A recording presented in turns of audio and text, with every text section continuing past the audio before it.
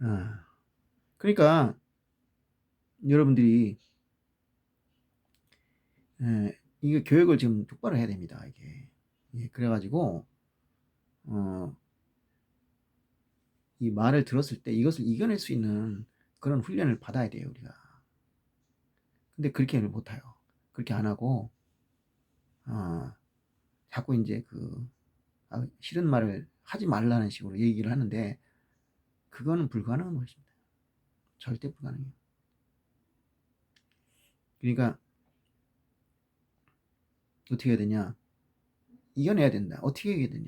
이제 오늘 그 얘기를 하고 싶은 거예요. 그러니까 이제 1980년대라 90년대요.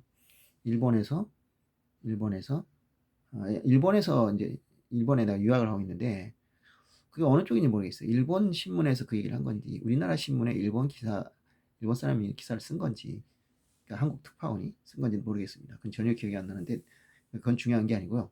내용이 뭐냐 하면 이거예요.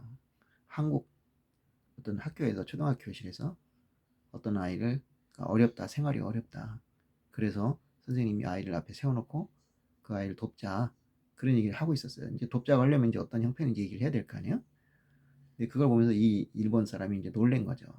어떻게 애들이 보는 앞에서 그 사람의 어려운 점을 다 얘기할 수 있느냐 그렇게 한 거예요. 근데 저는 그걸 뭐 놀랬죠. 왜냐 아니 그게 어때서 그러냐 어려운 아이를 돕자고 하는 건데 무엇이 문제냐 그때는 그렇게 생각했어요. 아마 그때 한국 사람이 얘기 들었으면 대부분이 그랬을 거예요. 왜냐 그런 풍경이 너무 일상적이었거든요. 근데 이제 지금 세월이 지났어요. 그러니까 어때요? 오늘날에서는 만약 이런 비슷한 행동을 한다면 그 교사가 엄청나게 두드려 맞을 겁니다. 뭐야 이게? 그 아이 책임이 그 자존심이 완전 구겨 있잖아. 어? 제정신이야? 이런 소리 했을 거예요. 그만큼 변했다는 거죠. 그러니까 그 당시에 저는 그걸 어떻게 생각했냐면 한국하고 일본이 이렇게 다르구나. 사실 그렇게 오해한 거 굉장히 많아요. 근데 세월이 지나서 우리가 경제 발전을 더해서 선진국이 되고 3만 달러 시대를 넘어가니까 그 현실이 그대로 우리나라에서 드러나는 경우가 대부분이더라 이거죠. 오히려 보면 더 나빠요. 더 나쁘게 나타나고 있어요. 이런 얘기거든요. 일본에 있던 프랑스 사람인가 누가 그랬는데 이 일본 사람이 프랑스에 가면은 프랑스 사람보다 더 개인주의적이 됐대요. 왜 그럴까 생각해봤더니 이거예요. 프랑스 사람들이 개인주의라는 건 자기들이 살면서 자연스럽게 개인주의적이 된 거예요. 근데 일본 사람이 가서 개인주의 되는 것은 개인주의적으로 해도 된다라고 생각하니까 하는 건데 그렇게 되면 개인주의가 생각할 수 있는 최대한의 범위로 개인주의를 하게 돼 있어요. 그러니까 그냥 살면서 서로 자연스럽게 개인주의가 된다라는 어떤 한도를 지켜요. 근데 머리로 배운 거예요. 머리를 배웠으니까 개인주의 이런 거다 생각하고 자기 마음대로 확장을 시켜버려요. 그래서 최대한도로 개인주의적이 돼요. 그러니까 개인주의적이라는 거죠. 근데 우리도 마찬가지예요. 자유민주주의다. 이걸 하게 되니까 그야말로 할 수 있는 최대한 범위까지 이걸 늘리려고 해요. 자유라는 걸 강조하고.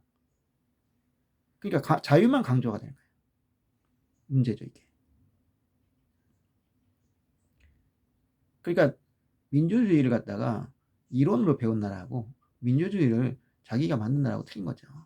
자기들이 만든 사람들은 만들었으면 그걸 어느 정도 절제를 해요. 근데 이론을 가져온 사람은 그 이론에 대해서 최대한도로 그걸 만들어요. 이렇게 해도 된다고 생각해요. 그러니까 그냥 무한정으로 이제 자유를 누리려고 하죠. 그러니까 그래서 이제 우리가 사회가 변하게 되는데 그렇게 그래야 되는데 이 사회가 어떻게 되냐? 이제 우리가 이제 돈을 많이 벌게 됐어요. 잘 살게 됐어요. 옛날에는 못 산 사람이 많았어요. 대부분이 못 살았죠. 못 산다는 거, 가난하다는 것이 창피한 것도 아니고 부끄러운 것도 아니에요. 그리고 다 가난하게 사니까 가난한 사람이 보면은 이 긍휼하는 마음, 자비심이 더 커지죠. 그래서 도와주고 싶은 마음이 다 생겨. 그리고 본인도 그런 상태이기 때문에 도움을 청하는 것이 그렇게 부끄럽지가 않아요. 그렇게 살았어. 그렇게 살아야지 어떻게 하겠어요. 그렇게 안 살면 어떻게 살까. 그러니까 이런 풍경을 봐도 전혀 이상한 게 아니에요. 우리 검사와 여선생이라는 그 영화가 있어요. 그 검사 여선생을 보면은 그 초등학교 때 선생님이 초등학교 선생님이 도시락을 못 싸온 아이에게 도시락을 매일 싸오는 거예요. 그리고 그 아이가 나중에 검사가 됐어요. 그랬는데 그 선생님이 사람을 죽였다는 이유로 감옥에 오게 됩니다. 근데 알고 봤더니 그것이 뭐냐면 이 남자가 이제 이분이 이제 그때는 교사를 그만두고 있었어요. 집에서 살림을 하고 있었어요. 집에 와가지고 이 선생님을 강간하려고, 소위 말하는 성폭행하려다가 이 선생님이 다급하게 있던 식칼로 찔러서 죽인 거야. 그게 정당방위잖아요. 그렇게 이제 해서 이제 무죄 판결을 받게 되죠. 근데 검사 입장에서는 형을 달라고 해야 되거든요. 구형을 해야 되거든요. 그러면서 이제 그때 얘기하는 거예요. 내가 저 피고석에 앉고 싶다. 저런 선생님을 피고로 만드는 이 법정이 너무 밉고 그래서 내가 저 피고석에 앉고 싶다. 그런 식의 얘기를 하는 거예요. 그게 참 감동적이었죠. 그렇게 도시락을 싸다 주는 거, 그것이 오늘로 치면 이건 뭐예요? 부끄럽고 그냥 오히려 그 선생님이 혼이 날 것 같아. 네가 뭔데 도시락을 싸주냐. 그럴 것 같아, 내 생각에는. 그리고 또 뭐냐 하면 이제 무상급식을 해요. 무상급식을 하는데 지금은 이제 모두가 무상급식을 하니까 문제가 없어요. 근데 옛날에 이제 선별적 무상급식을 했어요. 그러면 어떠냐? 그거를 갖다가 이제 선생님이 막 큰 소리를 불러. 야, 밥 공짜로 먹는 애들, 이런 식의 말을 해. 그건 솔직히 진짜 나쁘죠. 말이 안 되죠. 예. 그리고 어떤 경우가 있냐면 이제 그 아이가 이제 노래방을 갔다 왔대요. 그러니까 너는 이 새끼야, 밥값도 못 내면서 노래방을 가냐? 이렇게 얘기했대요. 그런 건 증명이 진짜 나쁜 거야. 아무리 그래도 그건 아닌 것 같아. 근데 그런 것을 갖다 이제 이렇게 부끄러워하게 됐단 말이에요. 그러니까 오직 하면은 사실 무상급식을 전면적으로 해야 될 이유가 좀 약하긴 해요. 약하긴 한데 저도 이제 처음에는 무상급식 전면 확대를 좀 반대했어요. 근데 그런 얘기를 들으니까 안 되겠다 싶더라고요. 그리고 뭐 무상급식을 전면 실시하는 게 꼭 그 나쁜 것만도 아니에요. 왜냐하면은 우리가 지금 초등학교, 중학교를 이제 거의 무상교육을 시키잖아요. 왜냐하면 의무교육이니까. 의무교육이면 이제 거기에 해당되는 그 비용을 내야 돼요. 줘야 돼요.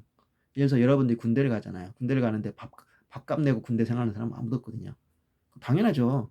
왜냐, 내가 집에 있었으면 밥을 그냥 돈을 안 내고 먹을 텐데, 그걸 갖다가 돈을 내고 먹는다고 생각해요. 얼마나 아까워요. 군대 가는 것도 억울한데. 근데 학교도 그렇게 생각하는 거예요. 학교에 오지 않았으면 이 아이가 집에서 엄마 아버지 해주는 밥을 먹고 있을 것이다. 그런데 여기 나왔다. 그래서 급식이라는 걸 사 먹어야 됐다.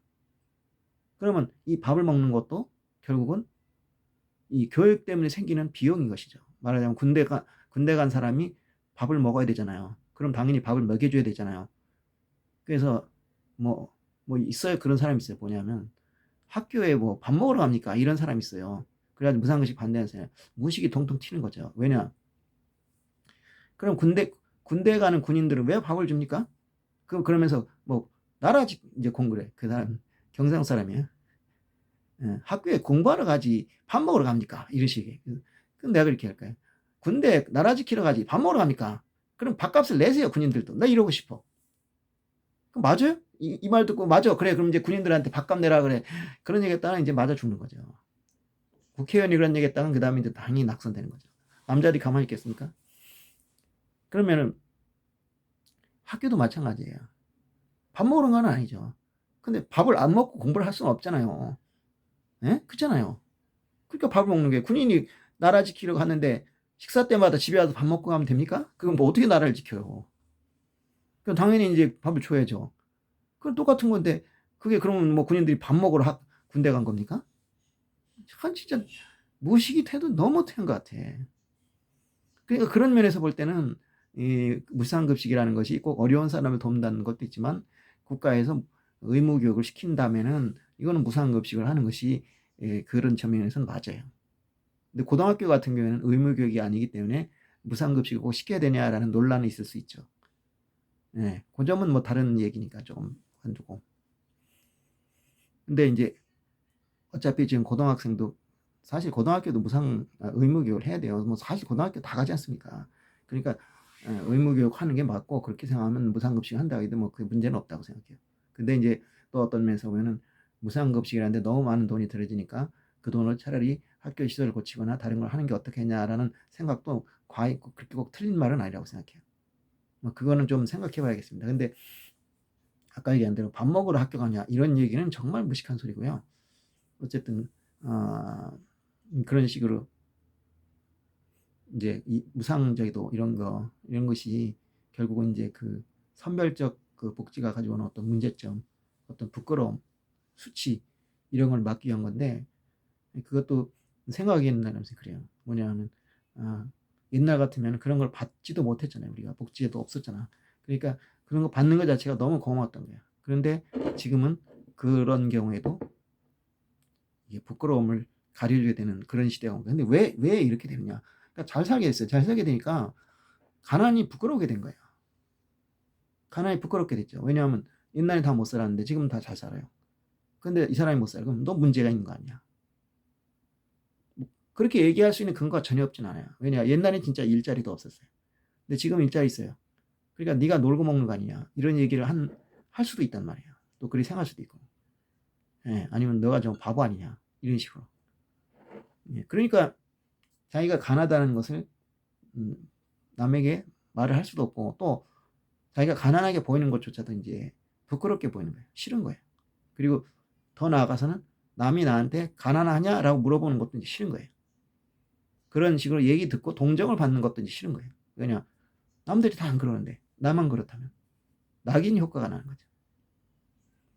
근데 왜 그렇게 됐냐? 그러니까 이제 송파 세모녀 사건이라는 게 있었잖아요.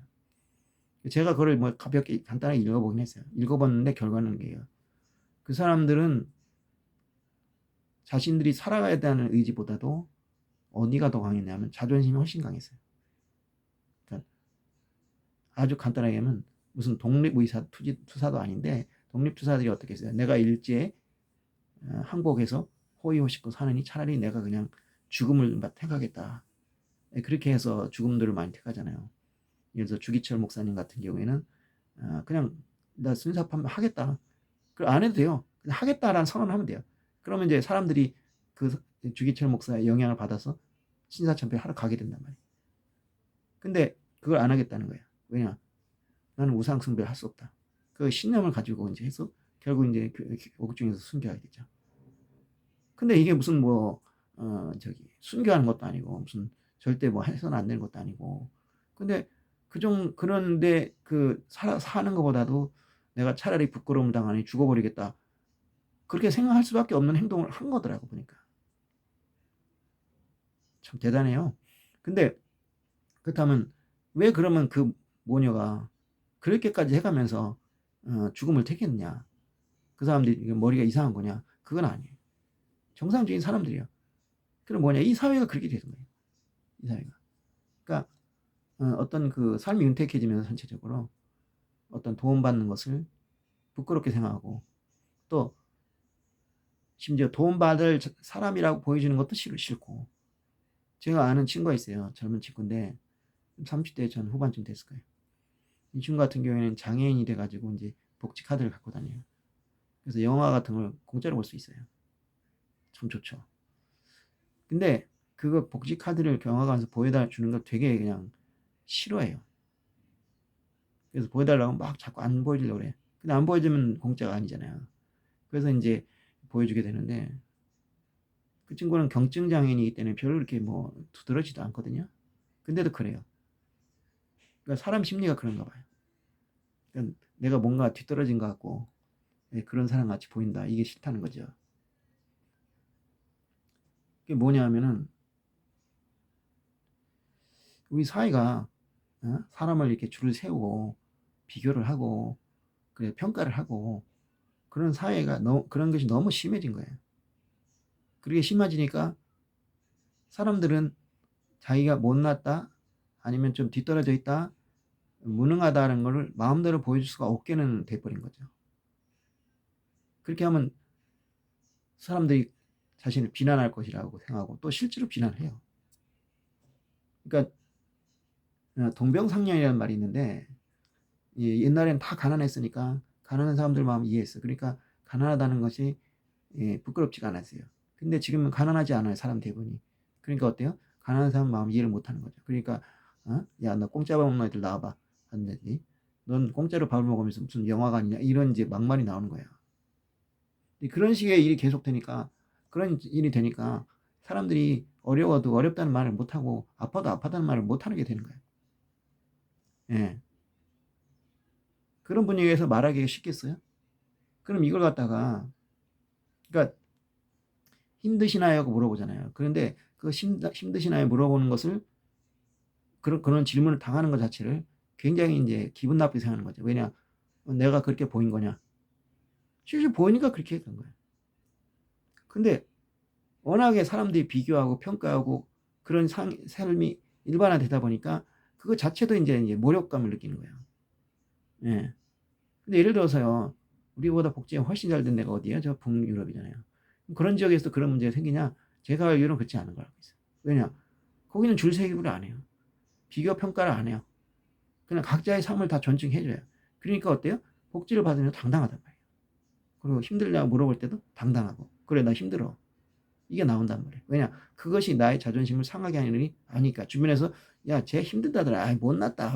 그리고 심지어 뭐, 이제 예를 들어 미국 같은 나라가 대표적인데, 미국 같은 나라는 그런 게 굉장히 심한 나라. 그래서 남자가 힘들다 그러면 완전히 바보 취급을 당하는 거예요. 남자가 왜 힘들어 해야 되냐? 왜 힘들잖아요. 남자도 힘들지.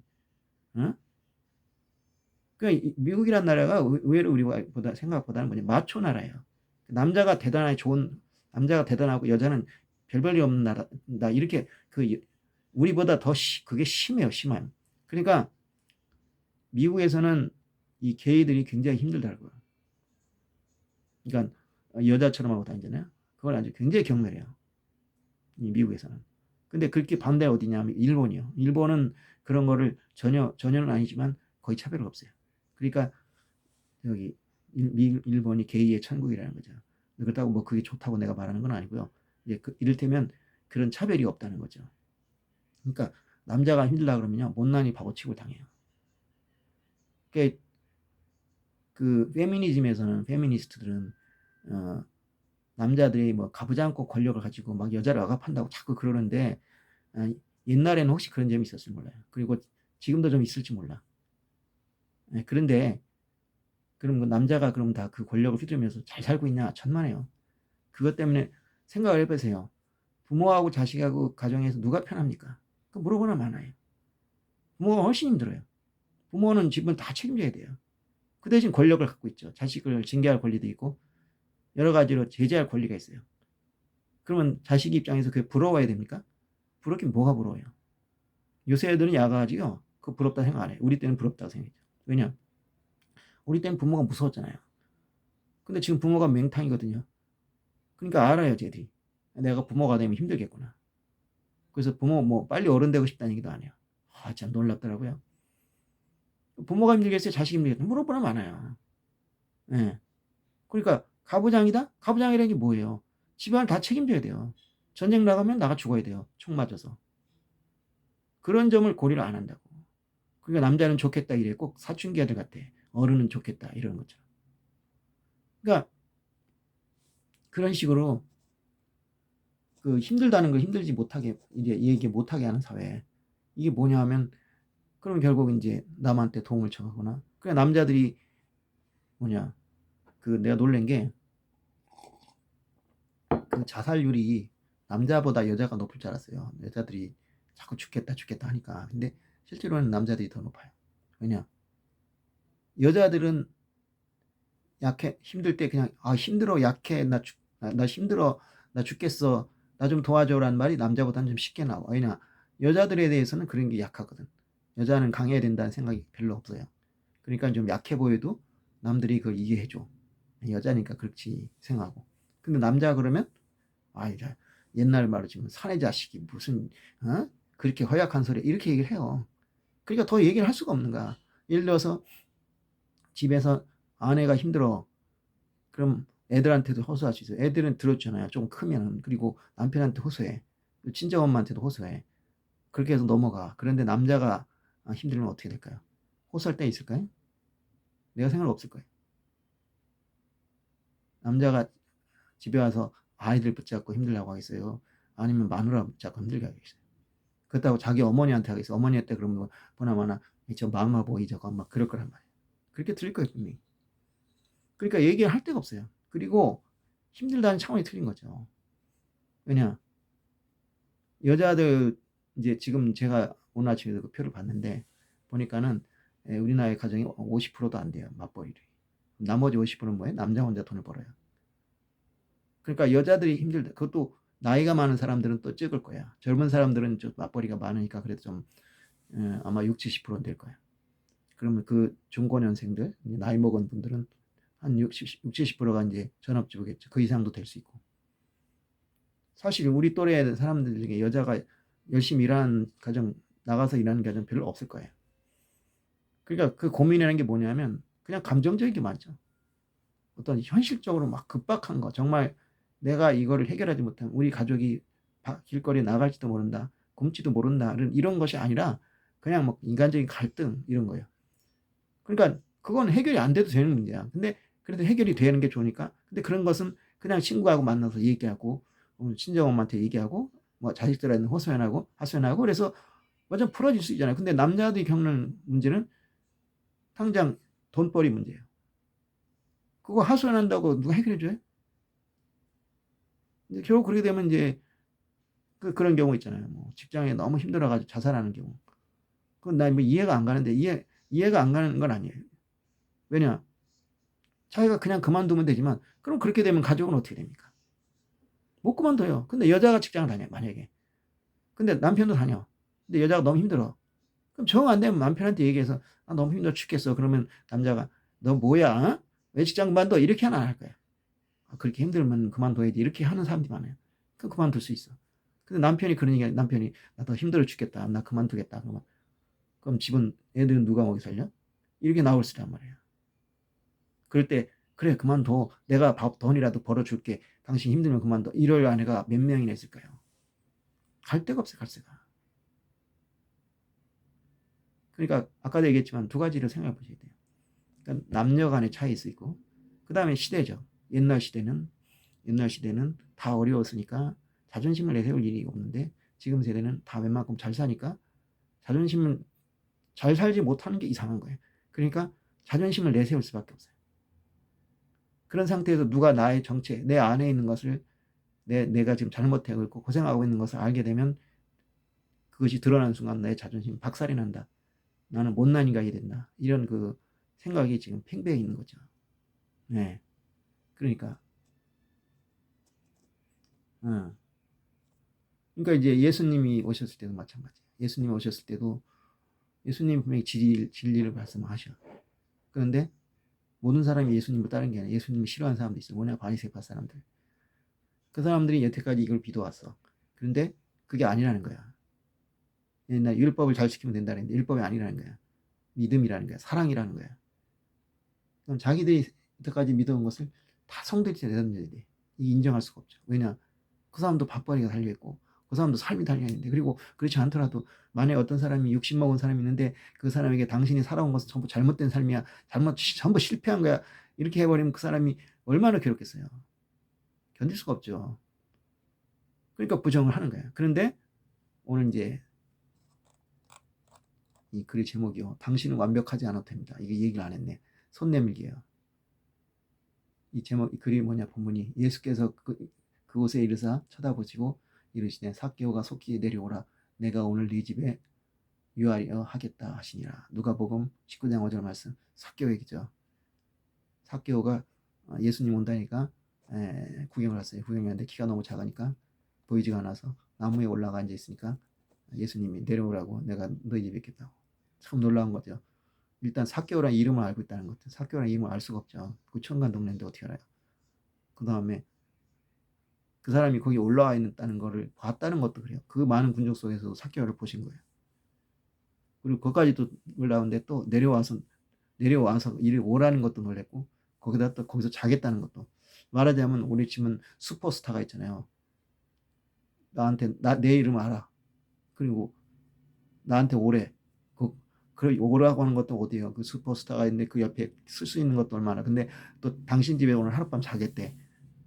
그 민폐가 아니야 이건 민폐가. 민폐가 아니에요. 이건 완전히 자기 출세예요. 놀라운 거죠. 요새 같으면 모르겠지만 옛날에는 남 지우는 거 별로 싫어하지 않았잖아요. 그러니까 이게 뭐냐, 왜 그랬냐. 삭개오는 그런 게 없었던 거예요. 왜냐, 세리장이니까 자기는 죄인인 거 너무 잘 알고, 또 잃을 게 없어요. 자기가 내세울 명예도 없어요. 아무것도 없어. 오히려 사람들한테 죄인 취급받아가지고 그냥 웅크리고 살았던 거야. 그러니까 그 나무에도 올라갈 수 있는 거야. 그 체면을 무릅쓰고 다 내놓은 거예요. 자기가 불쌍하다, 자기는 죄인이다, 이걸 완전히 그냥 오픈해버린 거예요. 오픈해버리니까 무서울 게 없는 거예요. 근데 바리새파 사람도 안 그렇다. 사람들한테 존경받잖아요. 그러니까 자기가 잘못된 거를, 예를 들어서 진짜인지 모르지만 성철 스님이 돌아가기 전에 나 지옥 간다, 그런 식으로 하고 갔대요. 근데 우리가 생각하면 그러면 저기 그 승복 벗어버리고 기독교로 귀해야지. 그러는데 만약에 그랬다고 그게 쉽진 않을 거예요. 성철 스님이 그 모든 걸 다 포기하고 내가 기독교 신자가 되겠다, 그렇게 하기는 쉽지는 않을 것 같아. 우리 생각에는 그래도 그래 될 것 같은데 그게 어려울 것 같아요. 굉장히. 그 바리새파 사람들 입장에서는 자기가 아들이 잘못됐다고 생각해도 쉽게 그럴 수가 없는 거야. 왜냐, 그 체면이 있고 자존심이 있으니까. 그리고 실질적으로 그게 무너지게 되면 자기들 생계도 어려울 수 있어요. 니고데모라는 사람 있죠. 니고데모라는 사람이 이제 예수님을 밤에 몰래 찾아와요. 이 사람은 사내일 공의회라고 있어요. 그 유대 의사결정하는 중요한 회의가 있죠. 거기에 대의원으로 있을 정도의 대단한 사람이죠. 그 사람이 이제 이 예수를 찾아가는 거예요. 예수는 그냥 지금 뭐 그냥 떠돌이 사역자예요. 아무것도 아니죠. 사회적으로는 정치적 지위되어 있는 것도 아니고. 근데 이 사람 안 거야. 니고데모는 안 거야. 이분이 말하는 게 진리다. 뭐 나이도 분명히 많을 거고, 나이 보나 도저히 이거는 머리 숙일 수 있는 사람이 아닌데 밤에 찾아온 거야. 근데 왜 밤에 찾아왔느냐? 낮에는 도저히 창피해서 못 가는 거야. 남들이 눈이 있으니까. 예. 또 어쨌든 갔잖아요. 갔으니까 이 사람은 된 거예요. 나중에 예수님 죽인다 그럴 때도 반대했잖아요. 그랬더니 너도 갈릴리 출신이냐? 갈릴리에서 선지자 나올 수 없다, 이런 식으로 이제 뭐 논박을 받았죠. 자, 그에 비해서 삭개오는 아무것도 없었던 거예요. 오히려 자기가 죄인인 걸 확실해요. 그래서 예수님이 그랬죠. 세리와 장녀가 먼저 하늘나라에 간다, 천국에 간다. 그들에게는 그런 게 없었어요. 자기를 감추고 자기를 덮고 위장할 만한 그런 뭔가 없었어요. 그러니까 그냥 오픈해버릴 수 있는 거예요. 그리고 내 죄를 고백하고. 근데 우리가 삭개오만큼 용기를 낼 수 없을까요? 삭개오에 비하면 우리는 굉장히 괜찮은 사람들이에요. 세리라는 것은 그 당시에는 정말 우리나라 치면 친일파예요, 친일파. 로마에 붙어먹어가지고 로마의 권력에 빌붙어서 엄청난 부를 축적하는 그야말로 민족의 반역자죠. 창녀는 말할 것도 없고. 창녀는 그러니까 성적으로 사람을 남자를 유혹해서 타락시키는 아주 못된 여자들이고, 이 세리는 민족의 반역자. 누가 봐도 맞아. 이거는 뭐 구원의 여지가 없어요. 그리고 객관적으로 봐도 이건 죄인이에요. 누가 봐도. 그러니까 자기들은 숨길 게 없죠. 자기를 아름답게 꾸밀 일도 없어요. 그냥 내놓는 거예요. 그러니까 마태도 세리잖아요. 그리고 마리아, 막달라 마리아, 예수님을 그렇게 따르던 그 막달라 마리아도, 그래서 그 향유를 깨가지고 발을 씻겨준 그 막달라 마리아도, 그 사람도 창녀예요. 그런 여자들이 그렇게 예수님을 따르는 거예요. 왜냐? 아무도 상대해주지 않는데, 아무도 자기를 갖다 이해하지 않는데 그들을 이해하고 그들을 사랑하고, 그러니까 자기가 죄인임을 고백하고 오히려 머리 숙인 거죠. 그걸 원하신 거예요, 예수님. 근데 여러분들이 삭개오보다 못하지 않잖아요. 막달라 마리아 같은 사람 없잖아요. 여러분 중에 뭐 성매매하는 여자들이 있는지는 모르겠지만, 그리고 또 뭐 그 삭개오처럼 뭐 동물 횡령하고 막 그런 사람이 있는지는 모르겠지만, 그런 사람이어도 예수님 용서해주고 오픈하면 다예요. 그러니까 예수님 그랬잖아요. 나는 죄인을 구하러 왔다 그러잖아요. 그걸 오해하면 안 돼요. 그러면 죄인이 따로 있구나, 그래가지고 그 사람들만 용서해주나, 천만에요. 그러면 우리 기독교의 교리가 무너지는 거예요. 다 죄인이에요. 죄인인데 죄인인지 몰라. 죄인인지 모르고 있는 거야. 이 바리새파 사람들, 이런 사람들은 자기들이 믿음이 좋다, 그러니까 나는 죄인이 아니다, 이렇게 생각하고 있는 거야. 근데 세리와 장녀들은 다 아니까 죄인임을 고백한 거야. 그러면 뭐냐, 우리가 예수를 믿는다는 거예요. 내 죄를 회개하고 그 죄를 주님의 십자가에 못 박아 없어지게 하고 그리고 보혈 피로 정결케 된 다음에 새롭게 태어나는 거 아니야. 그럼 내가 죄인임을 인정해야죠. 죄인이 아니라고 우기면은 어떻게 용서를 해줘요? 우리 알코올 중독자들이 있어요. 알코올 중독자들이 제일 먼저 그 알코올 중독자 치료하는 곳에 가면요, 제일 먼저 해야 되는 게 뭐냐? 바로 나는 죄인입니다. 아니 나는 알코올 중독자입니다. 이걸 인정해야 돼요. 근데 그렇지 못하는 사람들은 안 되는 거예요. 그 바리새파 사람들은 인정하지 않았어요. 자기가 죄인인 걸. 그리고 오히려 예수를 그럼 어떻게 했냐? 근데 아무리 봐도 이게 자기들이 밀리는 거야. 밀리니까 어떻게 해요? 그럴 땐 두 가지 중에 하나예요. 항복을 해야 돼요. 원래. 근데 안 해요. 하기 싫어. 어떻게 하냐? 진리를 떠든 사람을 죽이는 거죠. 그래서 예수를 못 박아버린 거예요. 그러니까 저 입을 막아버리면 된다. 근데 김영삼 대통령이 그랬잖아요. 닭의 목을 비틀어도 새벽 온다. 자, 진리를 외치는 사람이 죽는다 그래서 진리가 가짜가 돼요? 그럴 수는 없어요. 진리는 여전히 진리예요. 자기들이 구원 못 받는다면 못 받는 거예요. 그 사람 죽인다 그래서 그 사실이 변하진 않아요. 근데 어리석게 그렇게 해버렸어. 차라리 자기가 죄인인 걸 인정했으면 좋은데. 그러니까 세리와 창녀는 그러니까 먼저 인정했으니까 그 사람들은 천국에 먼저 간다는 거 아니에요. 우리도 인정하면 돼요. 나 알코올 중독자요. 인정하듯이 나 죄인이요. 그걸 인정하고 살면 되는 거예요. 그걸 갖다가 이제 다른 말은 뭐 자기 부인이라고도 하고요. 내려놓음이라고 돼요. 내가 가지고 있는 뭐 체면, 명예 이런 걸 다 내려놓고 내 안에 있는 자신을 그냥 드러내서 난 이런 사람이다 라고 딱 해버리면은 누가 뭐라 해도 겁날 거 없어요. 근데 그게 안 되니까 누가 뭐라 할 때마다 상처를 받아요. 누가 이런 말하면 저 새끼 저거. 그런 사람도 있어요. 그렇게 그냥 남이 얘기할 때마다 그냥 일일이 다 그냥 대응해가지고 상처받고 그런 사람도 있어요. 그게 1대1 관계라면 모르겠는데 내가 이 사람 저 사람한테 계속 상처를 받는다면 이건 본인 문제예요. 본인이 자기를 갖다가 너무 지나치게 과대평가하고 있는 거예요. 난 되게 의인이다. 난 잘난 사람이다. 내가 이런 소리 들을 수 없다. 이런 식의 생각하고 있는 거야. 근데 과연 그럴까요? 그럴 수 없는 거예요. 그러니까 알코올 중독에 빠졌는데 자기는 알코올 중독자가 아니래요. 계속. 그럼 치료할 방법이 없어요. 그러니까 뭐냐? 예수님은 육신을 입고 왔기 때문에 우리의 그 약함을 다 아신다고. 그러니까 우리가 내가 죄인이고 내가 부족하고 이런 것을 다 고백하면 예수님은 그걸 다 이해하신단 말이에요. 근데 그렇게 안 하고 버티는 사람은 할 방법이 없어요. 그러니까 왜 예수를 믿어야 구원을 받느냐? 예수님이 십자가에서 돌아가셨는데 그걸로 끝이지. 왜 꼭 그걸 믿어야 되냐 하지만 이렇게 얘기 안 드려요. 내가 죄를 고백하고 회개하고 그리고 예수님의 구원을 인정해야 그 예수님이 나에게 들어와서 나와 동행하면서 나를 죄인이 아닌 내 죄를 다 깨끗이 씻겨줄 수가 있단 말이에요. 근데 그걸 안 하는데 어떻게 할 거란 말이에요. 그걸 어거지로 하잖아요. 하나님은 그걸 어거지로 시키지 않아요. 예. 그러니까 여러분들이 갖고 있는, 그러니까 오늘날 왜 그렇게 상처를 많이 받느냐? 말하는 사람이 잘못이냐? 뭐 말하는 사람이 잘못일 수도 있겠죠. 아까 얘기한 대로 뭐 공짜 밥만 주제 무슨 영화관을 갔냐, 뭐 노래방을 갔냐. 이거는 분명히 그런 것은 분명히. 근데 그런 사람이 얼마나 있겠어요? 그런 사람이 이제 있겠죠. 근데 그런 사람이 그렇게 얼마나 많겠어요? 그리고 아까도 얘기한 것처럼 세상에는 모든 사람들이 입을 막을 수는 없어요. 그 사람들 다 입을 막으면 어떻게 살아요? 내가 이제 오늘 아침에 어떤 일이 있었냐면 이제 내가 이제 나한테 뭐라고 했어요. 그래서 내가 그랬죠. 그런 식으로 통제를 하고 그런 식으로 한다면 그건 문제다. 왜냐? 사람들 입을 다 막아버려요. 넌 이래서 안 돼. 넌 이래서 안 돼. 이게 막아버리면 당장은 편하죠. 당장은 싸움이 없죠. 근데 그게 과연 제대로 사회입니까? 더 좋은 건 뭐냐? 웬만하면 하고 싶은 얘기 하고 그걸 서로 이해하고 또 받아들일 건 받아들이고 무시할 건 무시하고 이렇게 해야지 서로 얘기가 되지. 남에게 안 좋을 좀 기분 상할 만한 거 다 하지 말자 그러면은 사람이 몇 명인데 그 사람 비율을 다 맞추다 보면 아무 얘기도 못 하게 돼요. 근데 자꾸 그런 식으로 나가려고 한다고. 상처받기 싫어서. 근데 상처받을 건 받으세요. 그리고 그걸 이겨내세요. 그렇게 말하는 게 정상이야, 내가 보기엔. 물론 얘기를 야고보 사도도 그랬잖아요. 입에 재갈을 물려야 된다. 그러니까 물론 말하는 거에 대해서 막 함부로 하는 건 아니에요.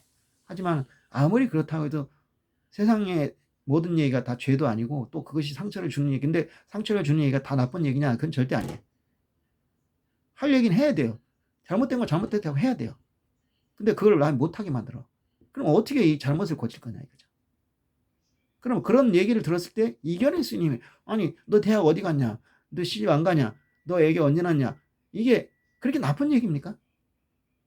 그런 얘기를 못하게 만들고 서로 그냥 대화를 단절시키는 게 과연 좋은 건지, 아니면은 얘기하는데 그걸 나쁘게 받아들이지 않고 다 사람이 겪는 일이라고 생각하고 다 일상적인 일이잖아요. 또 설령 그보다 더 심한 얘기를 해도 마찬가지예요.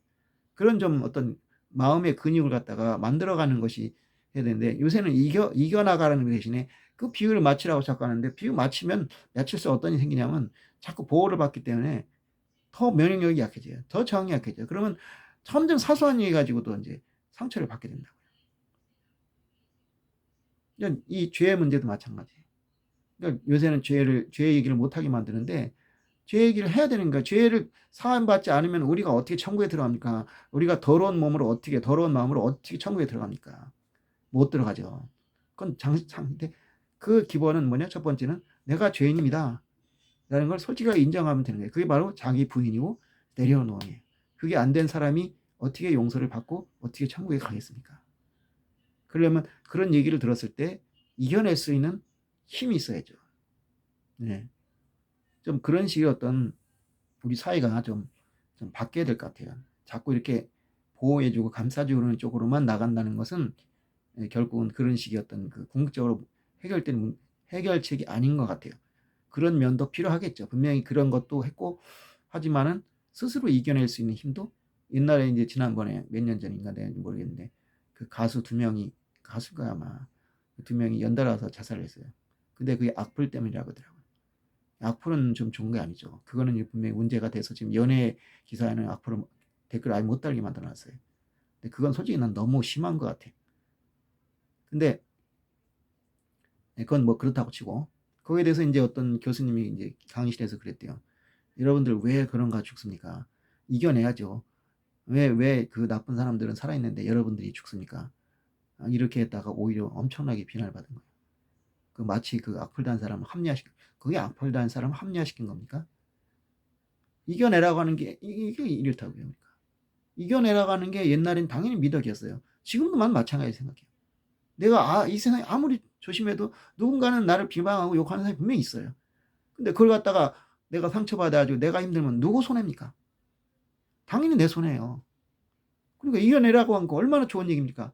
근데 그런 걸 갖다가 그렇게 상대방을 합리화시킨다. 이렇게 한다면 이거 곤란한 겁니다. 이게. 네.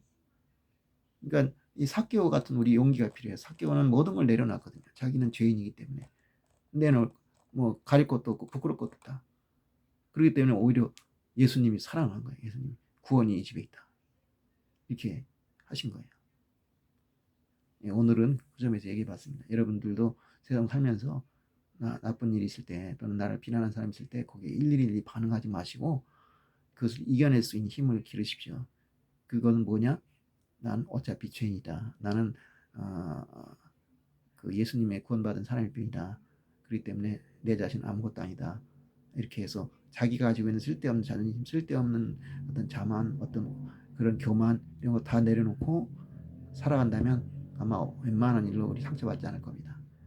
막 그렇게 우리 삭개오라는 사람이 그렇게 해서 예수님한테 당당하게 자기를 내세움으로써 오히려 상을 받았다. 칭찬을 받았다. 이 점을 생각하면서 여러분들 당당하게 살아가시기 바랍니다. 기도하겠습니다.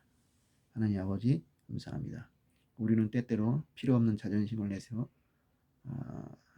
상처를 받습니다. 세상이 그렇게 되었습니다. 평가를 하고 비교를 하고 그래서 못난 사람을 부끄럽게 만듭니다. 그렇기 때문에 그것이 싫어서 자꾸 거짓된 자기를 만들어서 부풀리고 그러다 그것이 들통이 나면은 충격을 받고 때로는 자살을 하게 됩니다. 하지만 삭개오는 그렇게 하지 않았습니다. 나는 죄인이다. 그러니 어쩌란 말이냐. 나는 그래서 예수님 만나고 싶다. 그래서 만나려고 했고 실제로 만나서 예수님에게 커다란 축복을 받았습니다. 우리는 죄인임을 인정하고 예수님 앞에 당당하게 나서서 자신의 죄를 고백하고 용서를 받음으로써 우리가 구원을 받고 또한 큰 축복을 받을 수 있음을 믿습니다. 우리에게 그 같은 믿음을 허락하여 주시옵소서. 감사하며 예수님 이렇게 기도했습니다. 아멘. 예, 감사합니다. 오늘도 승리하는 하루가 되시길 바랍니다. 예.